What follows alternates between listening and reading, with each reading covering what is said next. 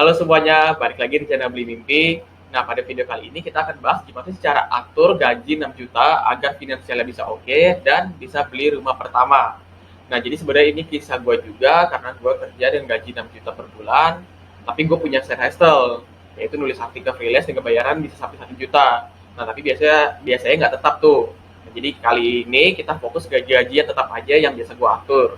Nah, jadi begini cara gue atur gaji 6 juta agar bisa investasi dan dengan tujuan beli rumah semoga bisa tercapai. Nah, yang pertama gue catat dulu pengeluaran gue semuanya dalam sebulan itu berapa. Jadi pengeluaran gue ada pertama ada kos itu sekitar 1,5 juta sebulannya, terus makan biasanya gue 2 juta sebulan, terus gue ada juga asuransi tiap bulannya gue bayar 1 juta. Berarti totalnya ada sekitar 4,5 juta. Nah, jadi sisanya dari gaji yang bisa ditabung itu sekitar 1,5 juta. Nah, sekarang kita coba pakai patokan piramida keuangan ya. Jadi kalau piramida keuangan itu kan ada dana darurat yang paling bawah, yang paling penting, terus ada asuransi, terus ada baru ke investasi untuk tujuan keuangan tertentu. Nah, jadi dana darurat yang dibutuhkan untuk single itu 6 kali pengeluaran. Karena gue kan masih single, belum ada keluarga. Nah, jadi dana darurat yang gue butuhkan itu sekitar 27 juta, yaitu 6 kali dari pengeluaran gue 4,5 juta. Nah, tapi kalau harus dana darurat full dulu, terus baru investasi kan ketunda juga bisa ketunda beli rumahnya. Nah, jadi gue cari tahu dari pakar-pakar finansial, idealnya tiap bulan itu ditabung minimal 5% dari pendapatan. Nah, jadi dari gaji 6 juta itu idealnya minimal gue perlu tabung buat dana darurat itu sekitar 300.000. Tapi biar cepat jadi 6 kali pengeluaran, gue fokusin agak dibanyakin di dana daruratnya, gue tabung sekitar 700.000. Nah, jadi tapi pas dana darurat udah nyampe sampai 3 kali pengeluaran, nah gue mulai slow tuh, mulai turunin tabungan buat dana darurat jadi 500.000 per bulan. Nah, jadi dana darurat itu kan harus mudah dicairin karena fungsinya memang untuk keadaan yang mendesak. Nah, jadi ada dua opsi untuk menabung dana darurat ini. Pertama, 100% di rekening tabungan, tapi pastikan rekeningnya terpisah dari rekening yang kita terima gaji dan untuk tarik uang di ATM. Nah, itu biar rekening dari dana darurat ini nggak keambil. Nah, terus opsi yang kedua itu 50% di rekening tabungan dan 50% di reksadana pasar uang. Reksadana pasar uang itu kan returnnya bisa sekitar 5% per tahun. Lumayan lah buat tambah-tambah biar cepat sampai 6 kali. Nah, kenapa reksadana pasar uang? Itu karena resikonya cukup rendah dan stabil buat ngasih return 5% itu per tahun, walaupun kecil ya itu kan kalau 5% per tahun. Nah, kalau kamu belum ngerti tentang reksadana, bisa lihat-lihat lagi tentang reksadana di video-video kita yang lain. Nah, jadi pertama itu karena belum terlalu banyak dana daruratnya masih gua tabung di 100% di rekening terpisah, tapi sekarang ini gue udah mulai masukin 50% ke reksadana pasar uang.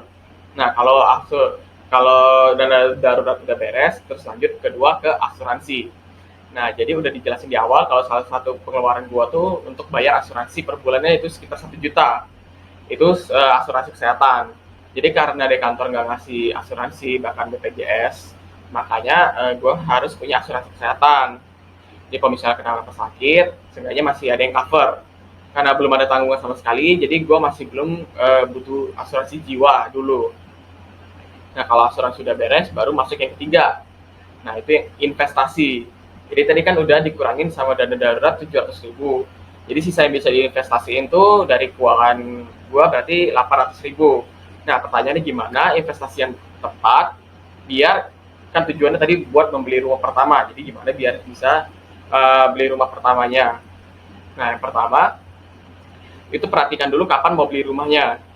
Jadi kalau jangka waktu untuk mau beli rumahnya itu di atas 5 tahun, nah kita boleh di instrumen investasi yang agak beresiko, misalnya kayak saham, reksadana saham, atau reksadana campuran. Itu kan returnnya lumayan gede, itu bisa 30% ke atas, tapi agak beresiko, jadi cocok untuk lebih jangka panjang. Nah, kalau jangka waktunya kurang dari 5 tahun, itu cocoknya di reksadana pendapat tetap atau reksadana pasar uang. Jadi kita lebih cari yang stabil aja.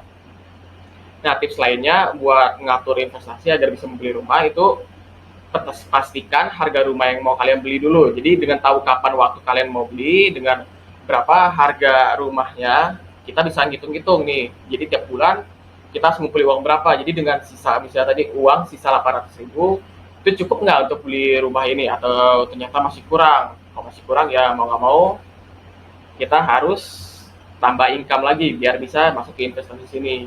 Jadi uang yang gue dapat dari side hustle pun gue bagi dua lagi, masuk sebagian ke dana darurat dan sebagian ke investasi gitu. Nah, terus kalau bisa cari side hustle dan jangan boros. Setiap kali ada waktu kosong di luar kerjaan, carilah side hustle untuk nambah-nambah penghasilan.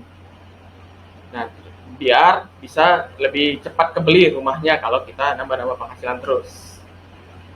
Oke, sampai sini dulu videonya ya. Jadi itulah cara ngatur keuangan dengan gaji 6 juta dan supaya bisa membeli rumah pertama. Itu yang pertama, pastikan dulu dana daruratnya. Kalau untuk single itu sekitar 6 kali dari pengeluaran. Terus yang kedua itu pastikan asuransinya. Kalau misalnya nggak dapat asuransi sama sekali dari kantor, itu kita punya minimal asuransi kesehatan. Kalau misalnya belum ada tanggungan, nggak perlu asuransi jiwa dulu. Tapi kalau ada tanggungan, misalnya tanggungan orang tua yang bergantung sama penghasilan kita, nah itu kita harus punya asuransi jiwa. Nah, terus yang ketiga, investasi itu perlu diperhatikan tujuan keuangan itu kapan mau dicapai dan berapa harganya. Jadi kita bisa hitung per bulannya itu kita butuhnya berapa. Oke, see you.